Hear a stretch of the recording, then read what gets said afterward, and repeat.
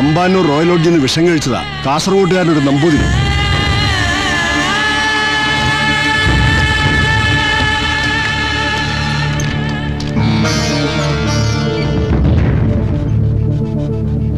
മിനിയാന്ന് സെക്രട്ടേറിയറ്റ് വളപ്പിന്ന് നിന്റെ കാവൽ പോലീസുകാർ അടിച്ചിറക്കി വിട്ട അന്ന് എന്നെ കാണാൻ നമ്പൂരി വന്നിരുന്നു. ചെയ്യാൻ പറ്റുമെങ്കിൽ ശവശരീരം കാസർഗോഡ് ഭാര്യയ്ക്കും മക്കൾക്കും എത്തിച്ചു കൊടുക്കണം. അയാൾ ചെയ്തതെന്ന് ഉപകാരത്തിന് പകരമായി ഇതെങ്കിലും പിള്ള ചെയ്തു കൊടുക്കണം.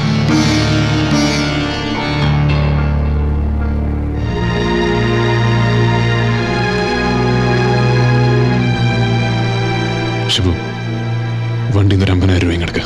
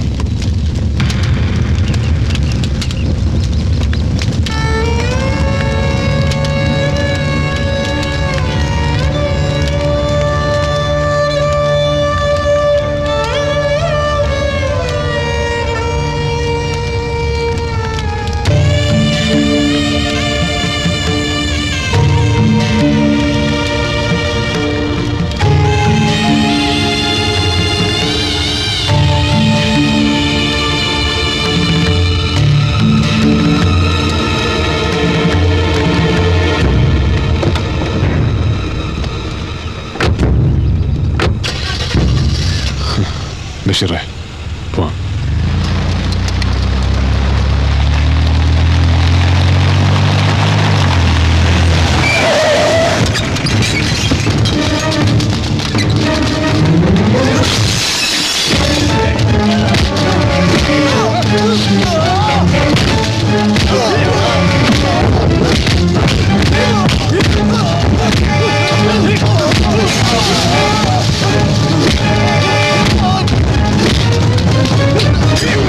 ഞങ്ങളുടെ കൂട്ടത്തിൽ നീ തട്ടിപ്പറിച്ച 17 ജീവനും നിന്നെ കൊണ്ട് ഞങ്ങൾ സമാധാനം പറയിപ്പിക്കും. 40 കുടുംബങ്ങളുടെ നെടുംതൂണക്കിയിട്ട് നീ എങ്ങനെ സ്വൈരമായി വാഴാമെന്ന് കരുതണ്ട.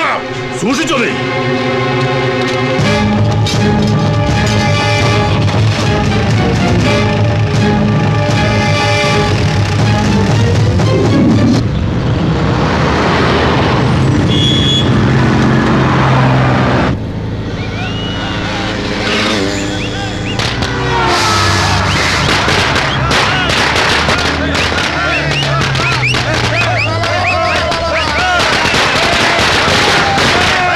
CK നായർ മന്ത്രിയാവാൻ പോകുന്നതിന്റെ ആഹ്ലാദപ്പെടണ. ഇത് നായരുടെ മണ്ടല്ല, ഹരിപ്പാട്.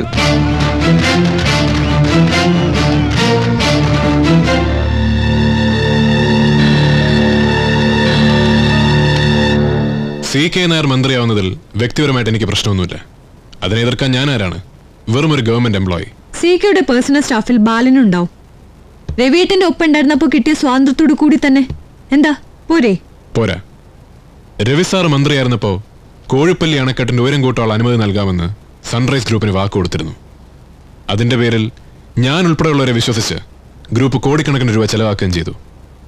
CK നായർ മന്ത്രിയായാൽ ആ കമ്മിറ്റ്മെന്റ് ഫുൾഫിൽ ചെയ്യാൻ പറ്റും എന്നെനിക്ക് ഉറപ്പില്ല.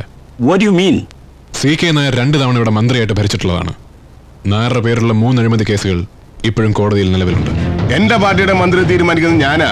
3/4 ചക്കർ ശമ്പളം വാങ്ങി സെക്രട്ടേറിയറ്റിന്റെ മൂലയിൽ നിന്ന് ഇയാളങ്ങ് കളിച്ചോ? ആരോട് വേണമെങ്കിലും, ഈ CKയോട് വേണ്ട. 20 വർഷമായി ഞാൻ ഈ MLA കുപ്പായിടാൻ തുടങ്ങിയിട്ട് ഇതിനിടെ 2 തവണ മന്ത്രിയായി. ഒതുക്കാൻ നോക്കിയതാ പലരും, പറ്റിയിട്ടില്ല.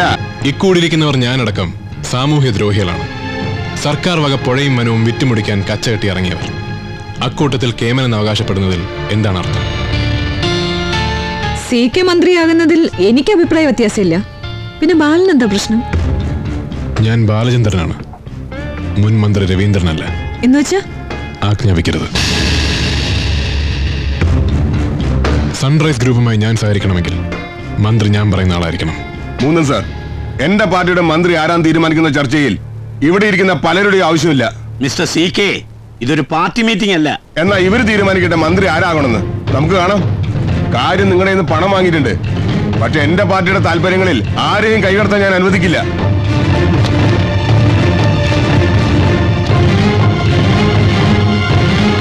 മിസ്റ്റർ ബാലൻ, ഈ ഇറങ്ങിപ്പോയവരെക്കാൾ കമ്പനിക്ക് വിശ്വാസം നിങ്ങളിലാണ്. നിങ്ങൾക്കൊപ്പം കമ്പനി ഉണ്ടാകും. പറയൂ, ആരാണ് പുതിയ മന്ത്രിയാകേണ്ടത്? ഷിബു വട്ടപ്പാറ എന്ന ഞാൻ ഇന്ത്യൻ ഭരണഘടന അനുസരിച്ച് രൂപീകൃതമായ ഗവൺമെന്റിൽ ഒരു മന്ത്രിയായി ഭരണഘടനയോട് കൂറും വിശ്വാസവും പുലർത്തുമെന്നും വിദ്വേഷമോ പ്രീതിയോ കൂടാതെ പ്രവർത്തിക്കുമെന്നും ദൈവനാമത്തിൽ സത്യപ്രതിജ്ഞ ചെയ്യുന്നു. ഇങ്ങനെ ഫോട്ടോകൾ മാത്രം എടുത്തോണ്ടിരുന്നാൽ ശരിയാവില്ല. എനിക്ക് പറയാനുള്ളതോടെ കുറിച്ചെടുക്കി ഇടയ്ക്കിടയ്ക്ക് എടുക്കാമല്ലോ. എന്തിനൊക്കെ പറഞ്ഞാലും ശരി, എനിക്ക് കടപ്പാട് എന്നെ ഈ മന്ത്രി സ്ഥാനത്തേക്ക് തിരഞ്ഞെടുത്തവരോടാണ്. പിന്നെ ചിലവന്മാരിവിടെ ചോദിക്കണുണ്ട് എനിക്ക് മന്ത്രി ആവാൻ എന്തൊരു എക്സ്പീരിയൻസ് ആണ് ഉള്ളതെന്ന്. അവന്മാരോട് എനിക്ക് ഒന്നേ പറയാനുള്ളൂ, കേരളത്തിലെ ഒട്ടുമുക്കാൽ രാഷ്ട്രീയ പാർട്ടികളിലും പ്രവർത്തിച്ച പരിചയം എനിക്കുണ്ട്. അതിവിടെ എത്ര പേർക്കുണ്ട്? ഞാൻ വെല്ലുവിളിക്കുകയാണ്. മന്ത്രി എന്ന നിലയിൽ പ്രധാനമായും എന്തിനൊക്കെയായിരിക്കും മുൻഗണന നൽകുന്നത്? എന്തിന്? വികസനത്തിന്. ഞാൻ പറഞ്ഞല്ലേ, എനിക്ക് മുമ്പേ ഇരുന്ന മാന്യനായ മന്ത്രിയുടെ ചെരുപ്പിന്റെ വാറടിക്കാനുള്ള യോഗ്യത പോലും എനിക്കില്ല. അത് ജനങ്ങൾക്കറിയാം. എന്തിനറിയാന്ന്? ചെരുപ്പിന്റെ വാറടിക്കാനാ? എന്റെ ചെരുപ്പിന്റെ വാറ് ഞാൻ തന്നെ അഴിച്ചോളാം. അതിന് ഒരുത്തിയുടെ സഹായം എനിക്ക് ആവശ്യമില്ല, കേട്ടാ?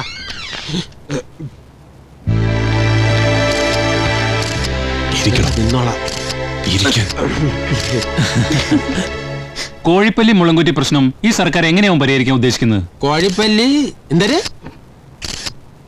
കോഴിപ്പള്ളി മുളങ്കുറ്റി പ്രദേശത്തെ മുഴുവൻ ആൾക്കാരുടെയും താല്പര്യത്തിന് വിഘാതമായി ഇവിടൊന്നും സംഭവിക്കില്ല. കേട്ടല്ലേ? കോഴിപ്പള്ളി മുളങ്കുറ്റി വനഭൂമി സ്വകാര്യ വ്യക്തികൾക്ക് കൈമാറുമെന്ന് പ്രതിപക്ഷം പറയുന്നതോ? ഈ മന്ത്രിസഭയുടെ നയമല്ലത്. നോൺസെൻസ്. 4 പത്രക്കാരെ ഒരു മൈക്കും കിട്ടിയാൽ എന്തും പറയാമെന്നോ? മന്ത്രിസഭയുടെ ഒരു പ്രവർത്തന അജണ്ട എന്ത് അസംബന്ധമാണ് താൻ എഴുന്നള്ളിച്ചത്? സർ, കോഴിപ്പള്ളി മുളങ്കുറ്റി പ്രശ്നം നമ്മൾ ഉദ്ദേശിച്ചതിനേക്കാൾ ഒരുപാട് വളർന്നു കഴിഞ്ഞു. വെടിയേറ്റ് മരിച്ചവരോടും ജീവനോടെ പെരുവഴിയിലായവരോടും നമ്മൾ എന്ത് പറയും? സർക്കാർ എന്ത് പറയും? ഒരു സാമൂഹ്യ പ്രവർത്തകന്റെ ഭാഷയിലാണ് ബാലൻ ഇപ്പൊ സംസാരിക്കുന്നത്. സൺറൈസ് ഗ്രൂപ്പിന്റെ റെപ്രസെന്റേറ്റീവായി സംസാരിക്കൂ. അടിസ്ഥാനപരമായി ഞാനൊരു ഗവൺമെന്റ് സർവന്റാണ്. അതിനുശേഷമുള്ളതെല്ലാം പിന്നീട് വന്നാണ്. ഇപ്പോഴത്തെ സാഹചര്യത്തിൽ സർക്കാരിന് നിലനിൽപ്പാൻ അപകടത്തിലാണ്. സർക്കാരില്ലെങ്കിൽ മന്ത്രിയില്ല, മന്ത്രിയില്ലെങ്കിൽ പേഴ്സണൽ സ്റ്റാഫില്ല, പേഴ്സണൽ സ്റ്റാഫ് ഇല്ലെങ്കിൽ പിന്നെ ഞാനില്ല. എന്റെ നിലനിൽപ്പൂടെ നോക്കണ്ടേ സർ? ഈ പറഞ്ഞതൊക്കെ ഉണ്ടെങ്കിൽ തന്നെ കമ്പനിയെ ചീറ്റ് ചെയ്തിട്ട് താൻ ഉണ്ടാകുമെന്ന് കരുതുന്നുണ്ടോ? ഭീഷണിയുടെ സ്വരം ബാലനോട് വേണ്ട. നയപരമായിട്ട് നീങ്ങിയാൽ നിശ്ചിത സമയത്തിനുള്ളിൽ നമ്മൾ ചെയ്യാനുള്ളത് ചെയ്യും. സൺറൈസ് ഗ്രൂപ്പിന്റെ ശമ്പളം പറ്റുന്നു എന്ന് കരുതി പട്ടിണിപ്പാവങ്ങളുടെ മുതുകത്ത് കൂര പണിയാൻ ആജ്ഞാപിക്കരുത്. അനുസരിക്കില്ല. താൻ വാതു വയ്ക്കുന്ന ഇട്ടാവട്ടം കളിക്കുന്ന ഒരു ഊച്ചാളി രാഷ്ട്രീയക്കാരനോടല്ല, ബാലൻ ഇതിന്റെ പേരിൽ വലിയ വില കൊടുക്കേണ്ടി വരും. നാളിതുവരെ ചെയ്ത പാപങ്ങളുടെ പരിഹാരമായിട്ട് ഞാൻ അതിനെ സന്തോഷത്തോടെ സ്വീകരിക്കും. ഓക്കെ, ഇനി നമ്മൾ തമ്മിൽ കാണുന്നത് ഒന്നുകിൽ ജനറൽ ആശുപത്രിയിലെ മോർച്ചറിയിൽ, അല്ലെങ്കിൽ പൂജപ്പുര സെൻട്രൽ ജയിലിൽ. എവിടെയാണെങ്കിലും ബാലനതൊരു പ്രശ്നമല്ല.